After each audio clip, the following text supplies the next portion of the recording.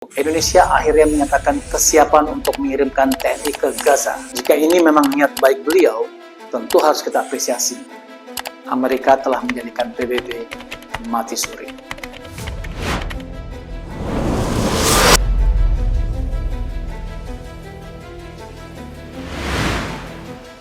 Assalamualaikum warahmatullahi wabarakatuh. Sikap terbaru Presiden Prabowo Subianto terkait Palestina kembali menuai polemik. Pernyataan beliau bahwa Indonesia akan mengakui Israel dengan syarat Palestina terlebih dahulu merdeka banyak mendapat tanggapan kritis. Tokoh-tokoh negara, Majelis Ulama Indonesia, pendakwah bersuara lantang. Mayoritas menyayangkan. Wakil Ketua MPR Hidayat Nur Wahid misalnya menyatakan agar Indonesia tidak terburu-buru membuka hubungan diplomatik dengan Israel. Hidayat menambahkan, lebih baik Prabowo fokus pada perjuangan kemerdekaan Palestina. Buya Anwar Abbas dari Majelis Ulama Indonesia, institusi yang merupakan representasi para pemimpin umat Islam di tanah air, menyatakan Indonesia tidak akan membuka hubungan diplomatik dengan Israel karena Israel adalah negara penjajah. Selanjutnya, pendakwah muda Felix Yau yang memiliki jutaan follower di media sosial bersuara sangat lantang dengan pertanyaan retoris. Kita mengakui, kita menjamin keamanan, kita menjamin hak-hak Israel. Hak yang mana? Entitas penjajah mau kita jamin. Berdasarkan fenomena di atas, bagaimana sebaiknya kita menyikapi sikap terbaru Prabowo ini? Sebelum menjawab pertanyaan di atas, ulasan kita kali ini akan membahas beberapa momen atau konteks awal yang terjadi sebelum pernyataan sikap Prabowo tersebut. Pertama, Indonesia siap kirim TNI ke Gaza. Kedua, tekanan anak muda. Ketiga, urgensi pengiriman tentara. Keempat, konteks internasional. Kelima, dukungan bilateral. Keenam, kontradiksi. Dan ketujuh, menanti gebrakan nyata Prabowo. Sebelum polemik terbaru ini, sikap Presiden Prabowo sebelumnya juga sempat menuai polemik. Sikap tersebut adalah keinginan beliau melakukan evakuasi rakyat Gaza ke Indonesia. Setelah dikritisi oleh banyak pihak, rencana kebijakan tersebut saat ini bisa dikatakan tidak ditindaklanjuti. Namun Prabowo bisa dikatakan tetap berusaha memberikan sesuatu yang konkret bagi Palestina. Jika ini memang niat baik beliau, tentu harus kita apresiasi. Sebagai misal, saat berpidato di hadapan konferensi PUIC, Parliamentary Union of Islamic Countries, 14 Mei, Prabowo menegaskan agar dunia tidak lagi hanya mengeluarkan resolusi bagi Palestina, tapi tindakan nyata. Beliau menyatakan, saya ulangi lagi di forum ini, sudah tiba waktu jangan kita sekedar berdiskusi, jangan menyusun resolusi lagi. Rakyat Palestina terlalu lama jadi korban. Bukti berikutnya, Prabowo mengeluarkan pernyataan yang bisa dikatakan monumental atau babak baru dalam kebijakan luar negeri Indonesia, yaitu Indonesia akhirnya menyatakan kesiapan untuk mengirimkan TNI ke Gaza.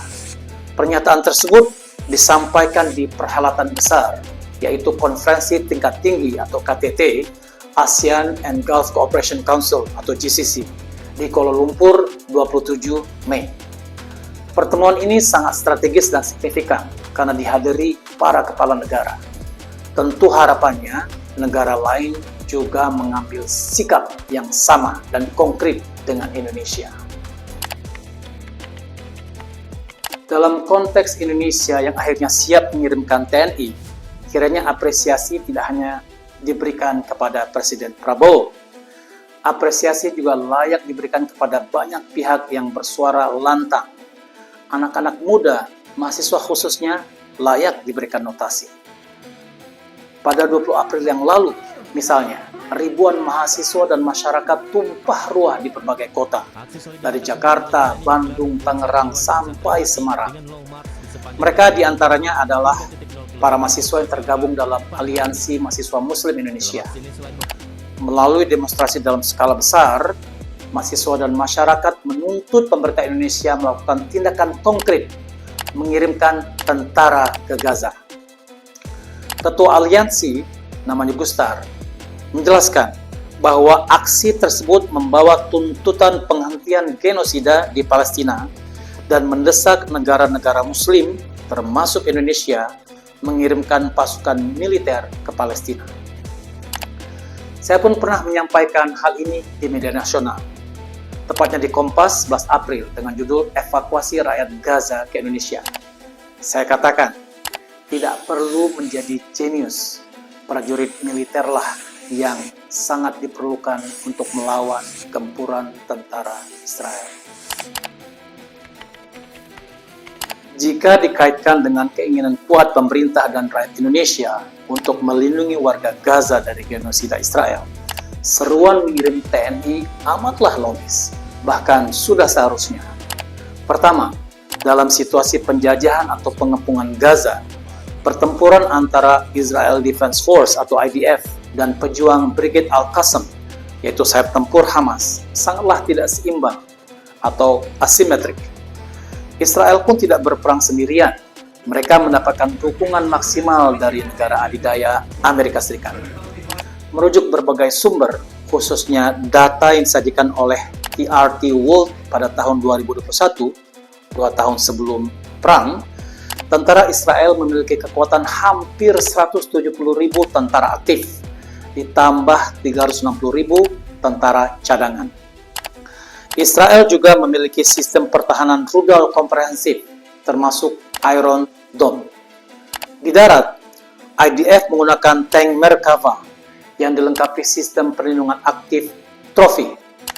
Sementara kekuatan Hamas hanyalah terdiri dari 40.000 pejuang.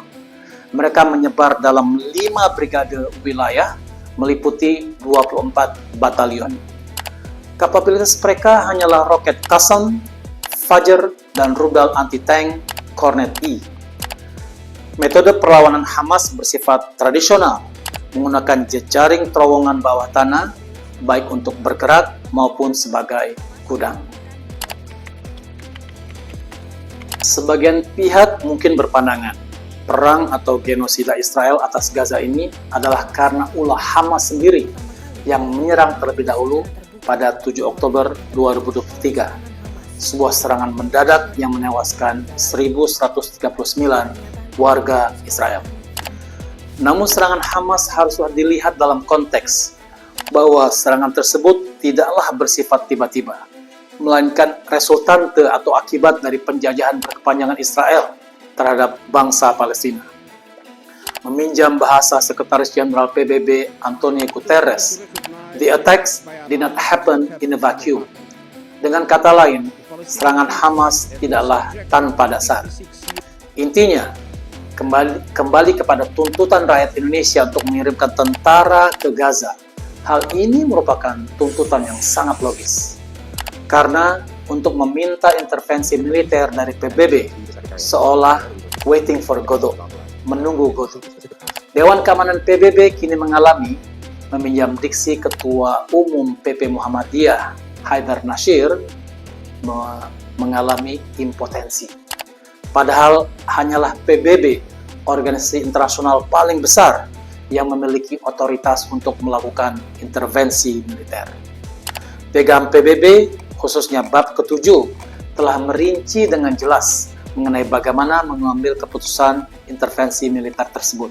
Namun, karena faktor Amerika Serikat yang selalu membela Israel dengan veto di Dewan Keamanan, perdamaian di Palestina tak kunjung terwujud. Amerika telah menjadikan PBB mati suri. Berdasar berbagai alasan di atas, peluang terakhir yang tersisa dalam membela Gaza adalah dalam bentuk dukungan bilateral dari negara-negara yang peduli, seperti Indonesia. Lebih spesifik lagi, dukungan yang dibutuhkan Gaza adalah tambahan personil dan peralatan tempur. Tambahan ini bukan untuk ofensif, melainkan defensif, menyelamatkan nyawa yang masih tersisa. Sejauh ini sejumlah negara, termasuk Indonesia, memang memberikan bantuan kemanusiaan. Namun bantuan tersebut hanyalah kuratif, menyambung nafas. Cepat atau lambat, jika tidak ada bantuan militer, oksigen kehidupan di Gaza segera menipis dan mati. Ketiadaan bantuan militer secara bilateral, khususnya dari negara tetangga, patut diduga karena tekanan Amerika. Jamak diketahui, Amerika cukup menguasai kawasan, baik melalui penciptaan ketergantungan ekonomi maupun tekanan politis. Pertanyaannya, apakah Amerika akan mempermasalahkan Indonesia atau negara manapun yang mengirimkan bantuan militer? Kita dapat mengasumsikan demikian. Namun, jika kita menganggap warga Palestina umumnya dan Gaza khususnya adalah saudara, sudah sewajarnya Indonesia membela tanpa rasa gentar terhadap Amerika sekalipun. Kembali ke sikap Prabowo yang siap mengirimkan TNI ke Gaza, ada sedikit kontradiksi yang tersisa.